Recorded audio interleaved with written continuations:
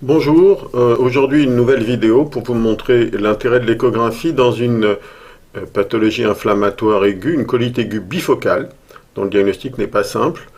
Alors il s'agit d'une femme qui brutalement a 38,5, 10 selles par jour, elle est jeune, elle a 20 ans, elle n'a pas d'antécédents. Et vous voyez les premières images, on voit très bien ici la vessie en tout premier, très noire, avec en arrière une image digestive et une deuxième image qu'il faut savoir identifier. Et en tournant la sonde sur la gauche, on arrive sur une grosse image aérique. Alors, qu'est-ce qu'on a vu? C'est ça important de reconnaître les images. Vous voyez que, en fait, le col utérin était bien visible avec le rectum derrière la vessie. Le col utérin est souligné par une petite bande blanche qui est de l'air, et de l'autre côté, un sigmoïde qui paraissait effectivement normal. Alors, on tourne encore un peu plus la sonde vers la gauche, et là, on commence à avoir une paroi qui est un peu plus anormale. Vous voyez qu'on arrive à une paroi qui fait plus de 3 mm, donc anormal, avec trois couches bien visibles. Vous voyez, cette première couche externe noire, c'est la musculeuse. La couche grise en dessous, c'est la sous-muqueuse, et la petite couche interne noire serait la muqueuse.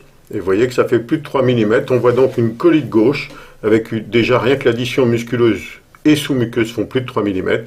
Et vous voyez qu'on le verra mieux devant le rein, comme d'habitude pour le côlon gauche, avec une atteinte colite gauche visible. Alors comme d'habitude, il faut passer en haute fréquence, si on veut voir mieux. Et en haute fréquence, qu'est-ce qu'on voit dans la faucille à gauche? On voit un épanchement qu'on n'avait pas vu en basse fréquence. Et vous voyez qu'en haute fréquence, vous allez voir sur la partie droite, on voit bien le sigmoïde, qui effectivement est très peu épais, à 1 mm. Il est donc normal, comme on l'avait vu en basse fréquence.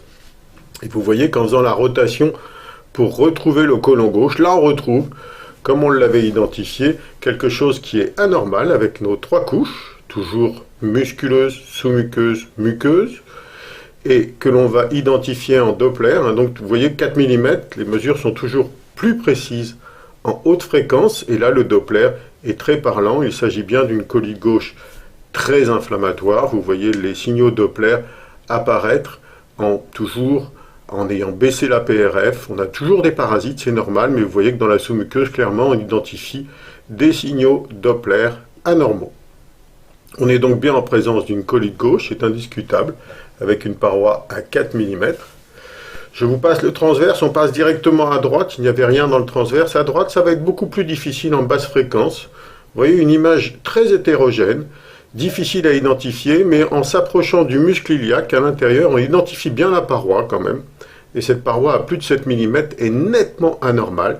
Mais vous voyez qu'il est difficile, ce sécom est très hétérogène, il est très indifférencié, il est difficile de lui donner une paroi claire. Il s'agit donc d'un mélange de sels liquides et de parois dédifférenciées. Et comme d'habitude, quand on a un problème, on passe en haute fréquence. Et en haute fréquence, on voit déjà quelque chose qu'on ne voyait pas bien. Là, on le voit très bien. Vous voyez sur la droite, ces boules noires, ce sont des adénopathies très inflammatoires. Comme on le voit, si on a un doute, on met le Doppler. Vous voyez que ça ne s'allume pas en Doppler. En dessous, on voit une artère, qui est l'artère iléo-séco-appendiculaire, que l'on voit très bien ici en haute fréquence, qui d'ailleurs est ici dilatée avec un débit très élevé parce que c'est inflammatoire. Donc on voit bien ces adénopathies dans une graisse hyperéchogène. Vous les identifiez à plus d'1 centimètre, elles sont donc anormales. On continue et là, on va aller chercher notre paroi sécale en haute fréquence. Vous voyez, là, on la voit beaucoup mieux en haute fréquence. C'est très indifférencié. Pourquoi? Parce que c'est la sous-muqueuse qui est très très épaisse et qui donc donne cet aspect très grisâtre qui se différencie moyennement bien des selles qui sont à l'intérieur, puisque la patiente est très diarrhéique.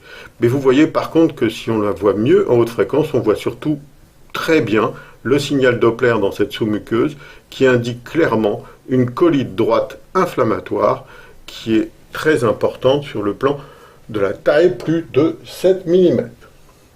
On va regarder un peu, vous voyez qu'en passant au-dessus du muscle iliaque, on voit Fapsoas, on voit apparaître l'iléon qui lui paraît très fin et lui tout à fait normal. On est bien dans une colite bifocale, donc une colite gauche, une colite droite, isolée, donc avec intervalle, avec de grosses adénopathies dans une atmosphère très inflammatoire à droite et un petit peu d'épanchement. Alors, comme d'habitude, je vais vous montrer qu'on ne voit pas beaucoup mieux en scanner et que lorsque l'on fait le scanner, vous voyez à côté du rein gauche, on voit bien la colite gauche qui est existante, pas majeure, mais qui existe.